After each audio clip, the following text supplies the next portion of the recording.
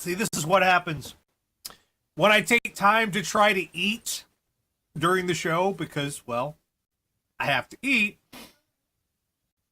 And I come back. What? I wasn't talking to you, I was talking to them. They caught me chewing on screen. This is what I have to do. This is what happens when I take I mistime my chewing and I end up on the stream munching away. So professional.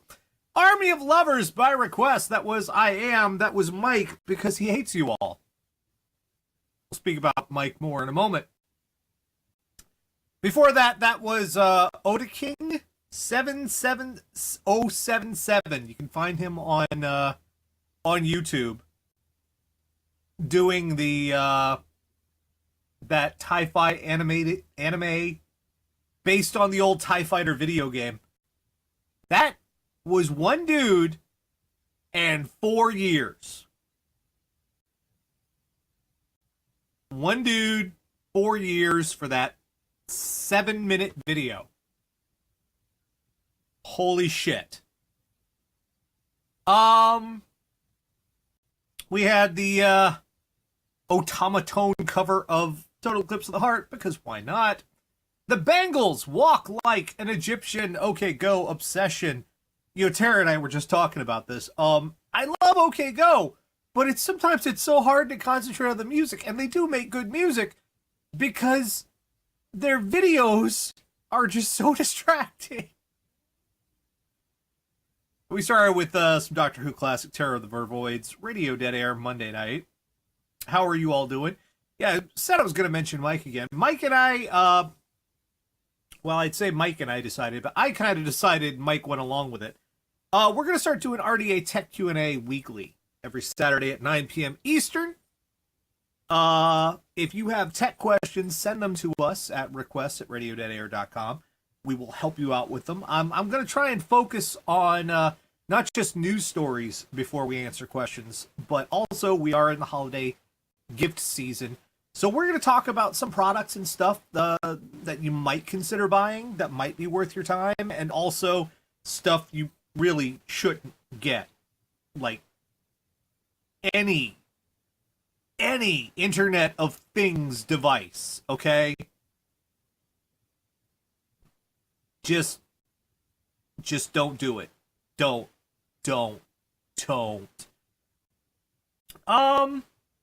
How have you all been? Anyway, that's going to be this 9 p.m. this Saturday coming. Hope you can be around for it. Let's see what else. Oh boy. DC Comics. Where to start there? So DC Comics has their new event. If you know, why don't I do air quotes? If you know anything about comics, this has become the product cycle, or whatever you want to call it. Every year, the comics companies have a big crossover event for their characters. Except Image, who just focuses on making comics people want to read. This year, DC's event is called the Doomsday Clock. And I was dumb enough to flip through a copy of Doomsday Clock #1.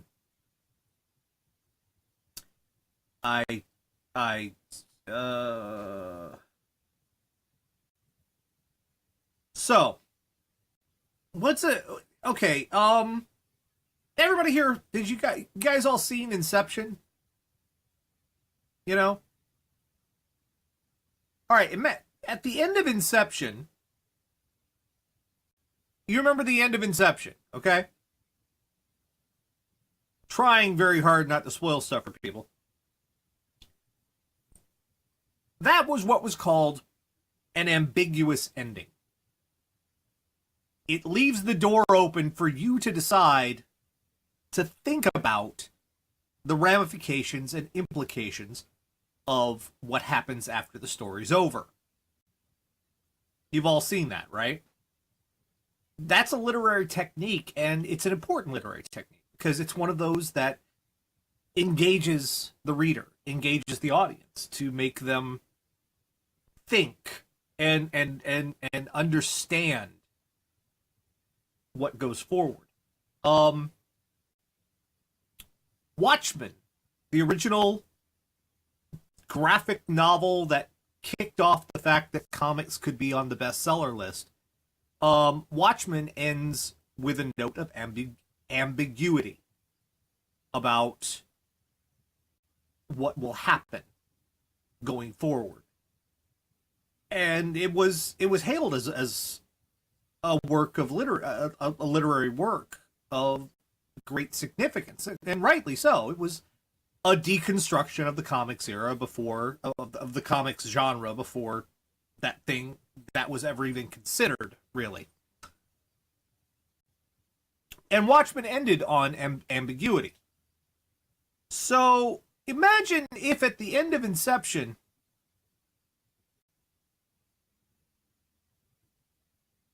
a few years later, there's a sequel to Inception that's pretty much, yeah, the top fell over, it stayed up, and here's all the stuff that happened after. You can't really do that. That kind of undercuts the point of an ambiguous ending. Yes, Smapty in the channel points it out. It's sort of like Lady and the Tiger 2. Oh shit, it was the fucking tiger.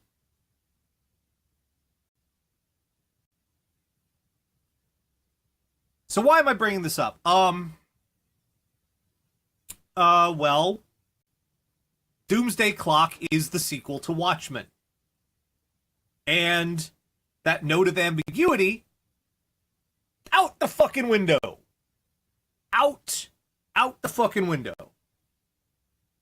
You know exactly what happened after Watchmen ended.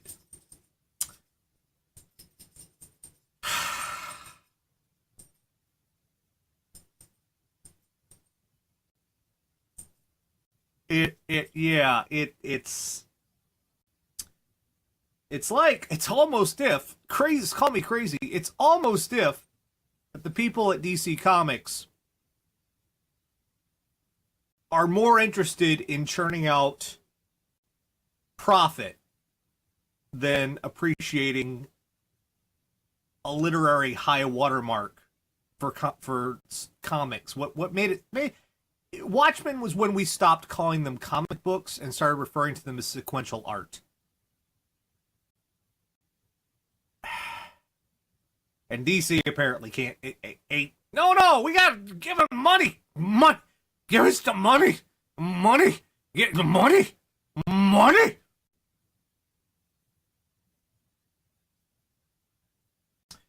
Also, try to wrap your head around this.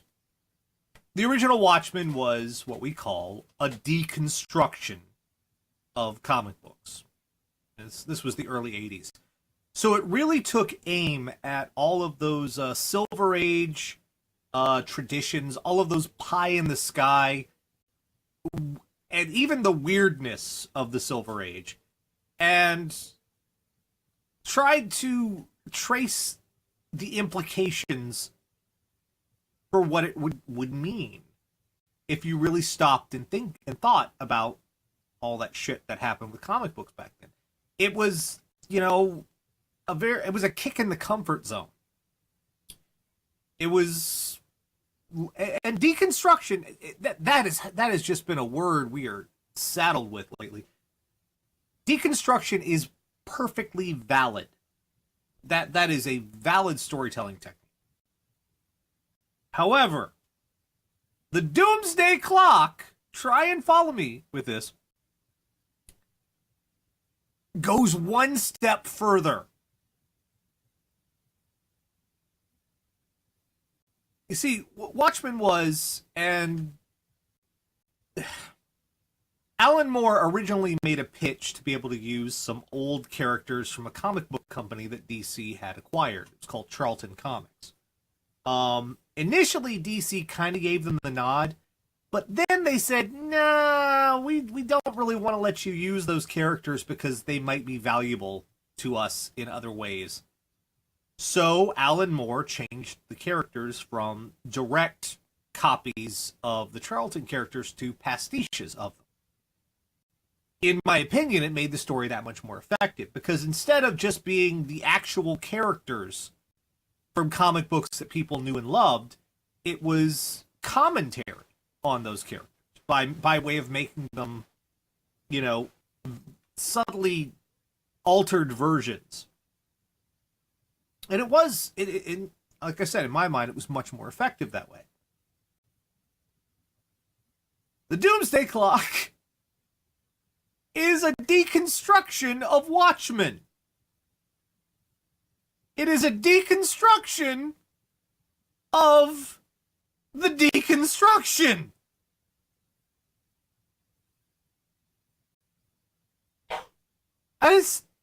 And what's more, instead of being a deconstruction of the deconstruction using some other characters and some other way of saying it as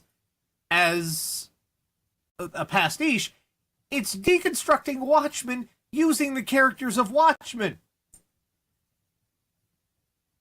The only word I have for that is masturbation. Deconstructionception, yeah. Stop deconstructing. There's no construction left. It's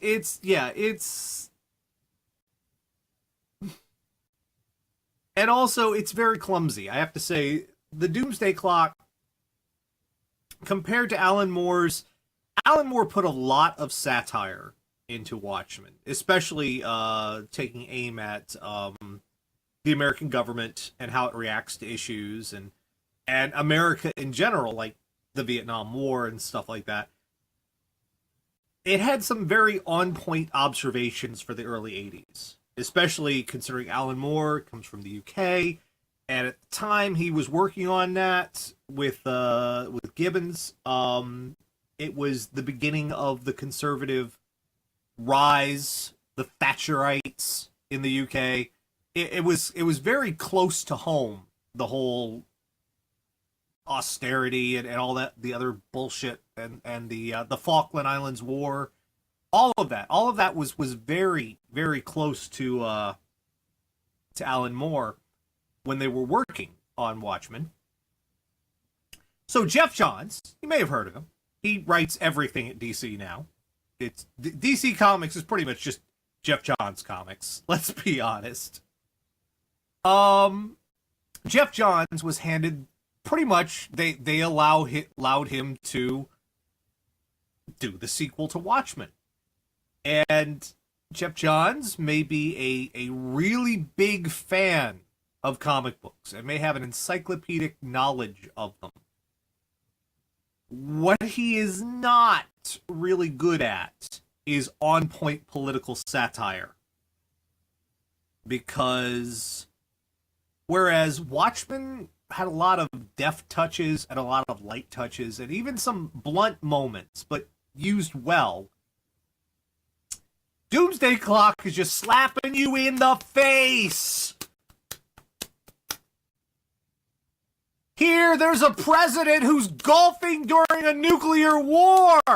I wonder who the hell they could be referring to. Do we have a president who golfs a lot? I don't know. Maybe that's a thing. Who's golfing and threatening nuclear war? Maybe is that something that's going on? I don't know. You decide. You're the reader. Here you go.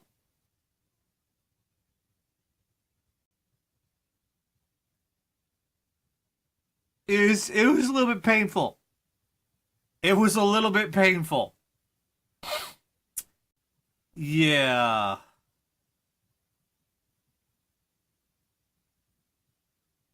Yeah. And it's just, it's, I have sometimes sequels to stuff that we think are dead or we consider sacred are not that bad. And they're actually pretty good. And sometimes they're just mediocre. but they're not really an affront to what came before. And I am not going to be that person to say that this destroys Watchmen, because my copy of Watchmen is right over there on the bookshelf. It cannot be destroyed unless I destroy it or someone comes in. And you know what? If someone does, I'll just get another copy of Watchmen. Oh, it's right there. So nothing they do is going to destroy Watchmen or ruin Watchmen for me, because you know what? It's right there. I can see it from where you can't ruin it. It's right there. Watchmen's right there. But a sequel to an established great work can fail. It cannot live up to what came before. It can show a lack of capacity, a lack of talent, a lack of grasp of what came. Just failing to grasp what made the original so good. And if this one, just from one issue of the Doomsday Clock, I'm sitting there going, oh, really? Oh, boy. Yeah, you didn't do it. You didn't do it. You didn't do it. You are not the worthy successor, sir. Stop pulling on the sword. It ain't coming out of the stone. You tried, bless your heart, but you're not doing this one. It's not happening. It's not happening. So it's kind of flailing, DC at this point, which hardly surprising right now. Justice League is not doing so great. In fact, the only thing I see anyone who's watching the DC movies talking about is, when's the next Wonder Woman? So they're not doing great. That's not to say Marvel's doing much better, because, well, it's a little complicated. Try and follow this. Warner Brothers straight up owns DC Comics, and there is no division there. DC Comics is a part of Warner Brothers. When they make a movie, that's DC. That's all one entity. Marvel is a little more, because you have Marvel Entertainment, which comprises the comics and television shows, and Marvel Studios, which is the films. Marvel Studios, nailing it. And they have the receipts. They came from the box office. They're nailing it. Marvel Entertainment, not so much. Not so much. Not so much. It's a weird time right now, and I expect to see a lot more clumsy, shocking twists to grab headlines, get attention, dig up old corpses and parade them on display. Remember this thing? You liked this 30 years ago? Remember? Woody-doo? Hey, it worked for Infinite Crisis, right? Yeah!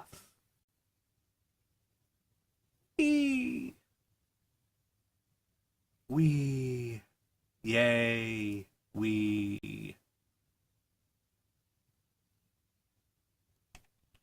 Anyway, enough of my babbling. Oh, we have live What the Fuck is Wrong with You in about 20 minutes. Yes, we do. Yes, we do. Who wants to be here? It's Black Friday Follies coming. I got to talking, and I lost my. I don't know why. I don't know why.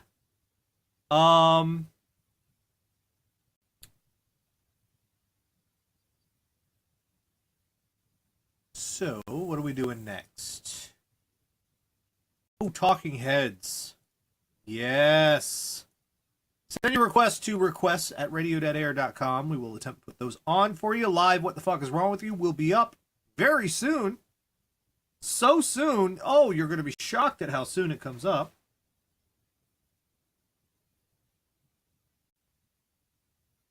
Some classic talking heads here by request. Do enjoy. Stay tuned. Radio Dead Air. Let's go. Roll.